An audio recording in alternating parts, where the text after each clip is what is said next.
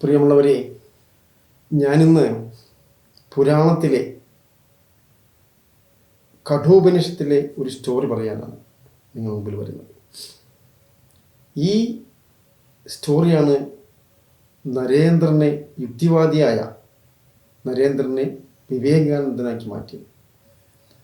അദ്ദേഹം ഈ ഗ്രന്ഥത്തിനെക്കുറിച്ച് വളരെ നന്നായിട്ട് വിവേകാനന്ദ സ്വാമി പറഞ്ഞിട്ടുണ്ട്. ഇതെല്ലാവരും വായിച്ചിരിക്കണം.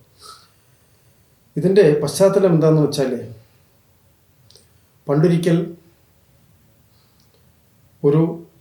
അതായത് ദേവന്മാരിൽ നിന്നും പുണ്യം കിട്ടാൻ വേണ്ടി, അനുഗ്രഹം കിട്ടാൻ വേണ്ടി ഒരാൾ ദാനധർമ്മങ്ങൾ ചെയ്തു. ധാരാളം പണ്ടുകാലത്ത് പശുക്കളെ, ഗോക്കളെയാണ് ദാനം ചെയ്തത്. ഗോക്കൾ പണ്ടുകാലത്ത് അതായിരുന്നു ദാനം. ഏറ്റവും നല്ല പശുക്കളെ മറ്റുള്ളവർക്ക് ദാനം ചെയ്യുന്നൊരു പുണ്യമാണ്. അതിലൂടെ അനുഗ്രഹം ലഭിക്കുമെന്നുള്ളൊരു സങ്കല്പമുണ്ട്. അങ്ങനെ ഈ മനുഷ്യൻ അങ്ങനെ ഇരിക്കുമ്പോൾ ഇദ്ദേഹം ദാനം ചെയ്യുന്നത് ചാവാറായ പശുവിനെ, കറ പറ്റിയ പശുവിനെ, എല്ലാം കൊണ്ടും ക്ഷീണിതനായ, ഇനി പോറ്റിയിട്ട് കാര്യമില്ല എന്ന് തള്ളപ്പെടേണ്ട മരണാസന്നനായ പശുക്കളെയാണ് ഇദ്ദേഹം ദാനം ചെയ്യുന്നത്. ഇത് കണ്ടിട്ട് തൻ്റെ മകൻ, വളരെ ചെറുപ്രായമുള്ള മകൻ, ഇത് കണ്ടിട്ട് മകനൊരു ധാർമ്മിക ബോധം വന്നു. അച്ഛനോട് ചോദിച്ചു, അച്ഛൻ എന്താണ് ഈ കാണിക്കുന്നത്?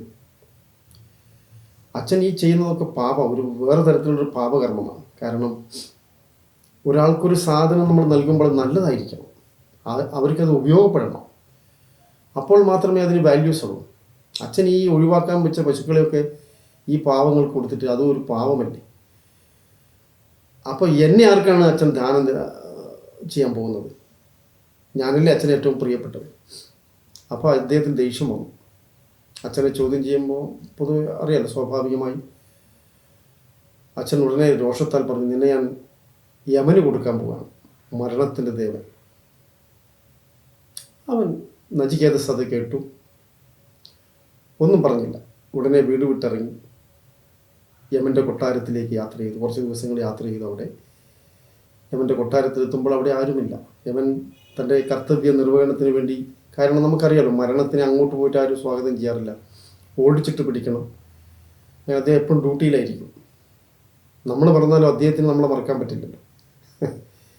അപ്പം അങ്ങനെ യമൻ തൻ്റെ കർത്തവ്യത്തിന് പോയി തിരിച്ചു വരും. 2-3 ദിവസം വൈകി കൊട്ടാരത്തിൽ വരുമ്പോൾ.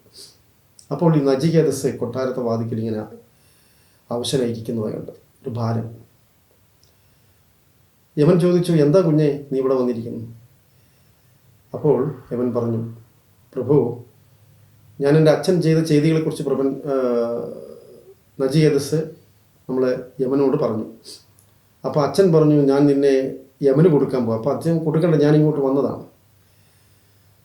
അപ്പോൾ യമന് വളരെ ആശ്ചര്യം തോന്നി. ആരും മരണത്തിന് മുമ്പിലേക്ക് അങ്ങോട്ട് പോകാറില്ല. ഈ കുഞ്ഞ് ജീവിതം ആരംഭിച്ചിട്ടില്ല. അപ്പം ഈ യമൻ പറഞ്ഞു, മോനെ, നീ വളരെ ചെറിയ യുവാവല്ലേ, ഇനിയും ധാരാളം ജീവിതം മനസ്സിലാക്കേണ്ടതുണ്ട്. അതുകൊണ്ട് നീ ഇപ്പോഴേ എന്നിലേക്ക് വരുന്നതിന് അർത്ഥമില്ല. നിനക്ക് വരം തരാൻ ഞാൻ, നീ 3 ദിവസം ഇവിടെ നിന്നതിന് 3 വരം ഞാൻ തരാം, നീ ചോദിച്ചു എന്ന്.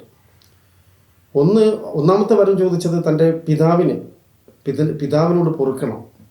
പിതാവ് ചെയ്യുന്ന ഈ ആധാർമികമായ കാപട്യം നിറഞ്ഞ പ്രവൃത്തിക്ക് മാപ്പ് നൽകണം, ഒരു വരം.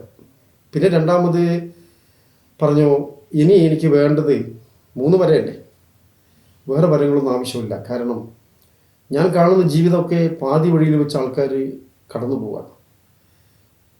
അടിസ്ഥാനപരമായി ആർക്കും ഒന്നും പറയാനില്ല. അപ്പോൾ എനിക്ക് അറിയാനുള്ളത് മരണത്തിൻ്റെയും ജീവിതത്തിൻ്റെയും രഹസ്യം എന്താണ്, മരണത്തിന് ശേഷം എന്താണ്, ഇതാണ് ചോദ്യം. ഈ ചോദ്യം കേട്ട ഉടനെ യമൻ ആശ്ചര്യപ്പെട്ടു. ഇതുവരെ ഇങ്ങനെ ആരും ചോദിച്ചിട്ടില്ല, ആവശ്യപ്പെട്ടിട്ടില്ല. അങ്ങനെ യമൻ വേറെ ഒന്നും തന്നെ താല്പര്യമില്ലെന്ന് പറഞ്ഞു. എനിക്കൊന്നും വേണ്ട, രാജ്യം വേണ്ട, സമ്പത്ത് വേണ്ട, ഒന്നും വേണ്ട, എനിക്ക് മരണത്തിൻ്റെയും ജീവിതത്തിൻ്റെ രഹസ്യങ്ങൾ അറിയണം. ഇപ്പോഴാണ് യമൻ നചികേതസോട് പറഞ്ഞത്, കുഞ്ഞേ, ഇതിനു വേണ്ടിയാണ് ഋഷിമാരും എല്ലാ ആധ്യാത്മിക സാധകന്മാരും എല്ലാം കഷ്ടപ്പെടുന്നത്, തപസ് ചെയ്യുന്നത്, ഈ രഹസ്യം അറിയാൻ വേണ്ടിയാണ്. നീ അത് വളരെ ചെറുപ്പത്തിലേ നിനക്ക് ആ ഒരു ജിജ്ഞാസ ഉണ്ടായിരുന്നു. അതുകൊണ്ട് നീ വിഷമിക്കേണ്ട, നീ ഏതായാലും ഉത്തമനായൊരു കുഞ്ഞാണ്. നിനക്ക് ഞാൻ ഇതിൻ്റെ രഹസ്യം മനസ്സിലാക്കി തരാമെന്ന് പറഞ്ഞ് ആ ഉപനിഷത്താണ് കഠോപനിഷത്ത്. ഈ ഉപനിഷത്ത് വായിച്ചിട്ടാണ് സ്വാമി വിവേകാനന്ദൻ ലോകത്തോട് പറഞ്ഞിട്ടുണ്ട്, എല്ലാവരും ജാതി മത ഭേദമെന്ന് എല്ലാവർക്കും വായിക്കാം. വണ്ടർഫുൾ സ്റ്റോറിയാണ്. മനുഷ്യൻ കാണിക്കുന്ന കുറുബുദ്ധികളും പല പല കാര്യങ്ങളുണ്ട്, കാര്യം കഴിയാൻ വേണ്ടി കാണിക്കുന്ന സാമർഥ്യം, ഇതൊക്കെ വെറും പാഴ്വേലയാണെന്ന് മനസ്സിലാവും മരണത്തിന് മുമ്പിൽ എത്തുമ്പോൾ. മരണത്തിന് മുമ്പിൽ നമ്മളെല്ലാം തോറ്റുകൊടുത്തേ പറ്റും. അതുവരെ നമുക്ക് ജീവിതത്തെ സ്നേഹിക്കാം, ചുറ്റുപാടിനെ സ്നേഹിക്കാം, സർവ്വചരാചരങ്ങളെയും സ്നേഹിച്ചുകൊണ്ട് നമുക്ക് ഈ ജീവിതം, നമുക്ക് അനുവദിക്കപ്പെട്ട ദിവസം, നിമിഷങ്ങൾ വരെ ധന്യനായി കടന്നു പോകാമെന്ന് മാത്രം പ്രാർത്ഥിച്ചുകൊണ്ട് എല്ലാവർക്കും നന്ദി, നമസ്കാരം. വീണ്ടും കാണാം.